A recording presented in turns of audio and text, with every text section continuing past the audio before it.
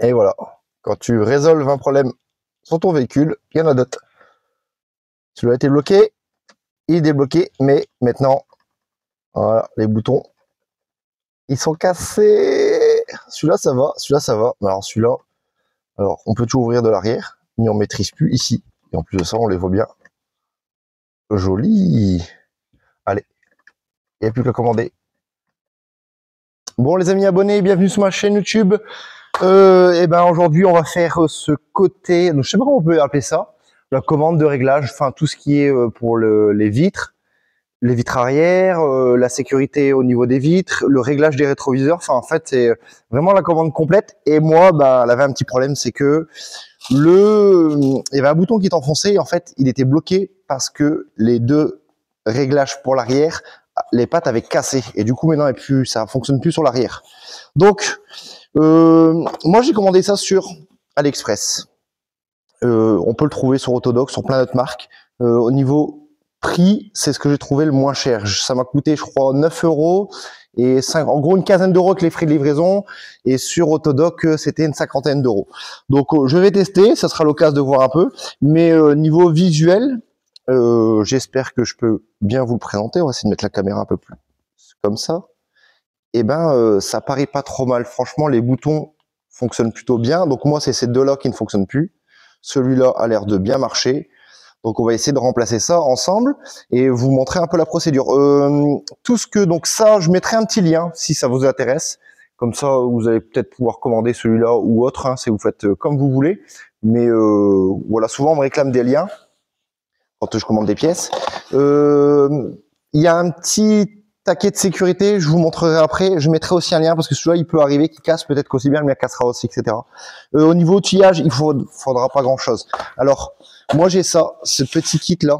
On peut le trouver des fois chez Lidl, peut-être pas en cette forme-là, mais autre chose. Moi, ça fait des années que je l'ai et ça évite d'abîmer tout ce qui est plastique, etc.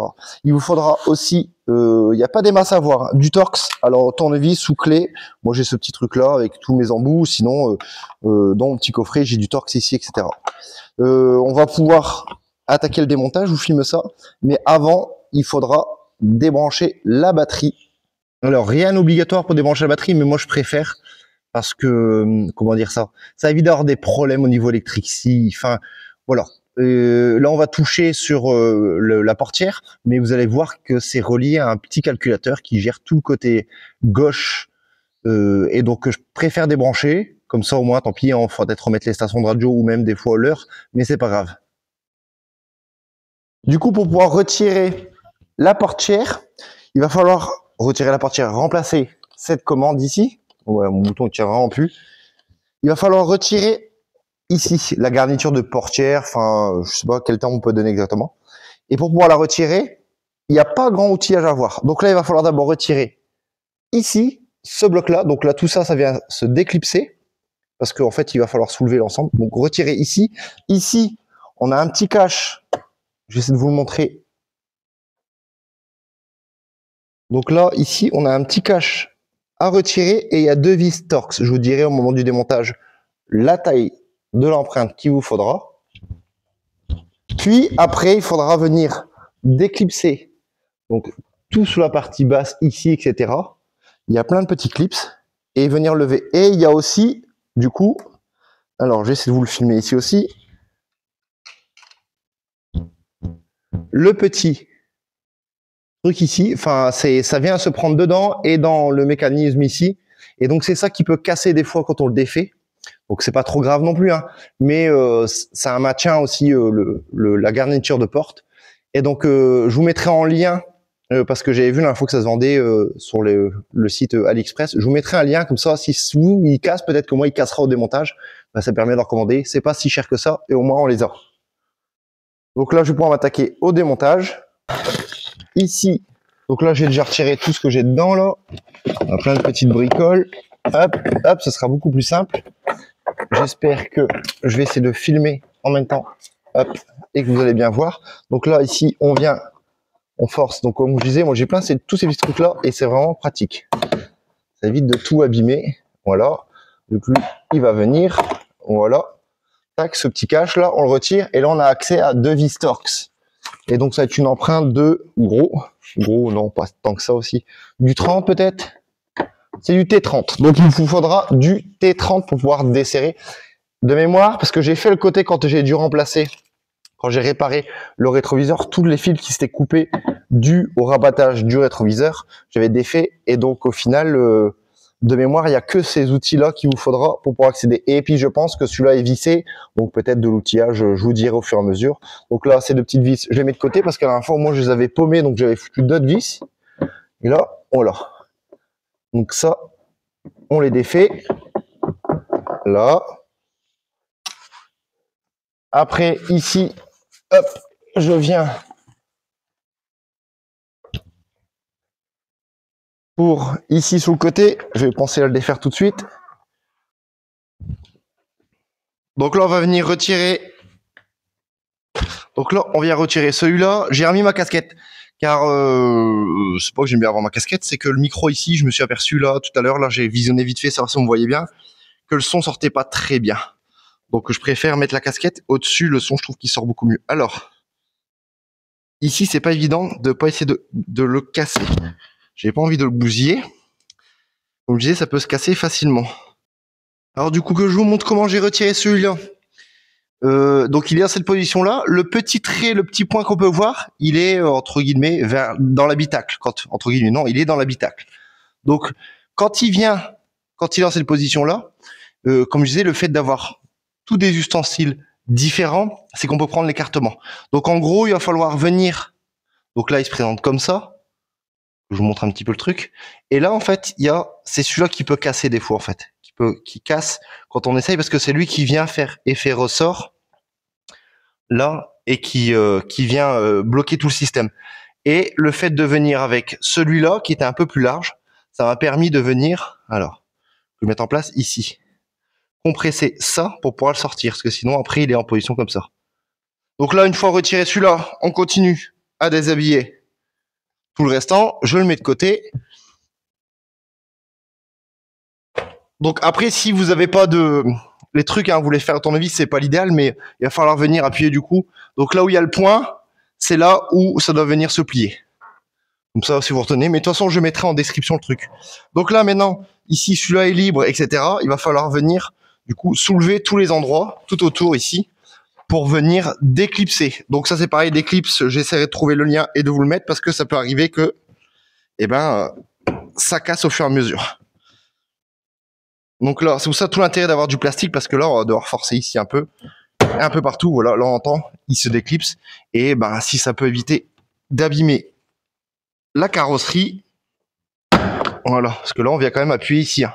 Donc là, le plastique, ça risque rien face à la peinture, ou très peu. Donc là, ici, donc là, j'en ai un autre. Ici, ou est-ce que je peux passer mes doigts pour tirer dessus? Là. Voilà. Là, ce qui est tombé, si vous l'avez vu, c'est des beaux morceaux d'enceinte, ça. Voilà. Le haut-parleur, il part en piou. Donc ça aussi, je pense qu'avant de le remonter, je vais le retirer et voir qu'est-ce qui sera faisable, si je peux les remplacer, si on peut faire une modif, parce que sur le côté, c'était un peu spécial. Et si j'ai une solution, j'en ferai un petit tuto également. Ça, et oui, là-haut, il faut pas que j'oublie ici, là. Donc là, on va retirer celui-là aussi. Là, j'étais prêt à oublier celui-là parce que je pense qu'on pourra pas le lever. Donc là, c'est pareil, on se prend, il va falloir déclipser tout l'ensemble. Là, voilà, là, c'est déclipsé. Et que je dis pas des titres, je vais chercher une petite pile, il va falloir soulever, il me semble. Donc là, on le met de côté, là, c'est bon. Hop, on finit de déclipser un peu partout. J'espère que je vais pas trop cacher la vue, mais on tire dessus, là. Vous passez vos doigts et vous tirez. Voilà. Voilà, là, l'haut-parleur, il est dans un état. Là, c'est des morceaux d'haut-parleur qui tombent. C'est m'étonne qu'ils font un sale bruit. Voilà. Une fois que là, toute la portière bascule comme ça. Donc là, voilà, une fois qu'elle bascule comme ça, il va falloir la soulever. Vous allez la soulever. Vous allez devoir défaire la clinche, je sais pas, qui est reliée. Et il va à ce moment y avoir des câbles qui sont reliés. Je vais vous montrer un petit calculateur. Donc là, on soulève. On vient soulever vers le haut. Donc là, voilà, là il se soulève. Là maintenant, on va se retrouver à avoir, alors ça va être difficile à vous montrer, mais on a le système qui est relié pour la fermeture de porte. Donc là, ce qui est pris dessus, l'autre côté, c'est celui-là. Ici, la gage pour ouvrir la porte. Et ici, pour avoir le... Comment dire ça? Comment expliquer ça correctement? Le système de boutons de réglage. Donc là, on a le panneau de port. Donc là, vraiment, tout est serti dedans. Tout est serti, donc à défaire, ça peut être pas évident. Là, on voit bien les deux empreintes. Et là, on voit bien tous les clips. Donc, s'il y en a qui cassent, il faudra les remplacer. Je vois déjà, ici, à mon avis, ça a déjà dû être démonté. Ils n'ont pas la même tête. Donc, mais ça arrive, hein, lors du démontage, ça peut casser. Il n'y a rien de grave à que ça casse. Donc ça, vous le mettez de côté. Donc moi, je vais le mettre là-bas parce que ça sera ça qu'il faudra démonter. Mais voilà. Avant, je voulais vous montrer. Donc celui-là, ici, c'est pris. C'est pas bien compliqué. Il y aura un petit bouton à appuyer pour libérer le câble. Et pour ici, pour pouvoir le libérer de sa prise, il faudra venir tirer dessus. Vous venez tirer sur la gaine.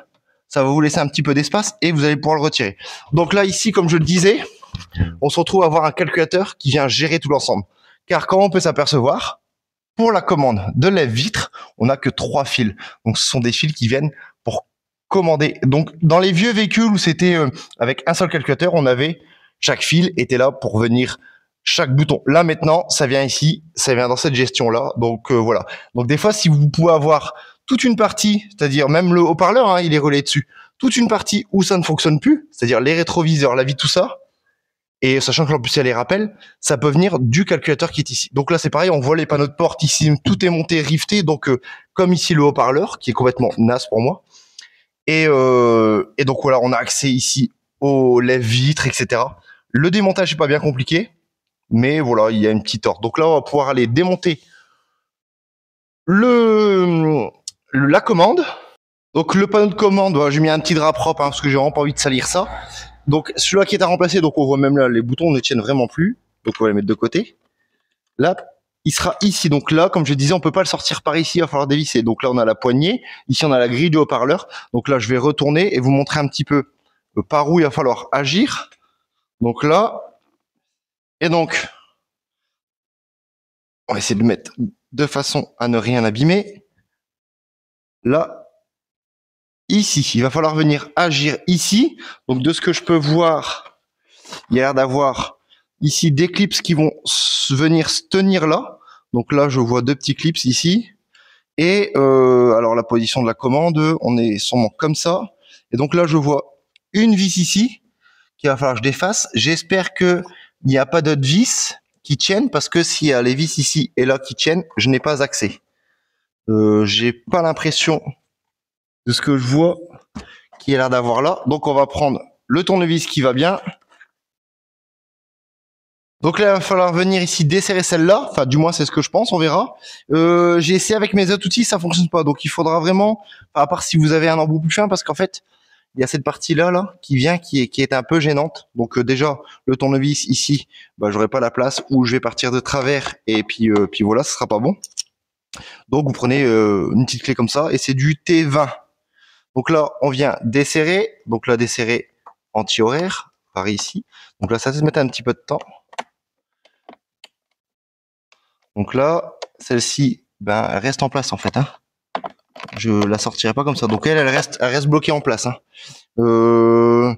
Après, quand on regarde ici, le nouveau, on a ce cran-là qu'il faudra appuyer et celui-là ici.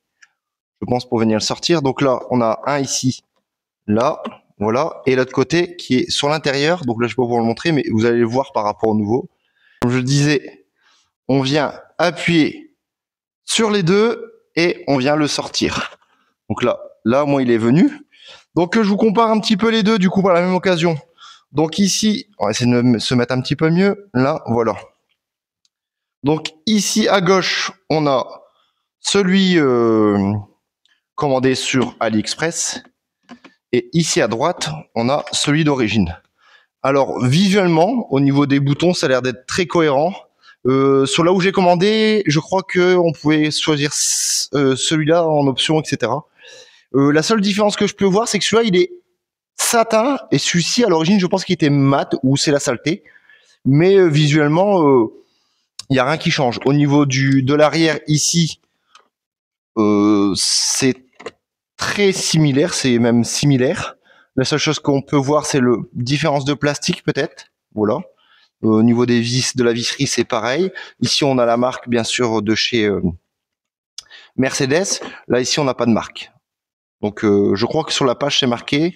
Mais c'est vrai que là, est-ce qu'il y a ça ici aussi? Ouais, vraiment, on est sur du similaire. Alors là, il y a des petites écritures hein, d'indiquer, mais on n'a pas, ici, j'ai Java Dark, etc. Je pense qu'à mon avis, c'est peut-être la couleur black. Ouais, voilà. C'est la couleur noire. Peut-être qu'il y a eu des modèles avec d'autres couleurs. Mais voilà. Donc, on va pouvoir réinstaller le nouveau. Donc là, pour le réinstaller, théoriquement pas compliqué. On vient, on le met dans la bonne position et on vient le mettre. Alors que je vous montre correctement.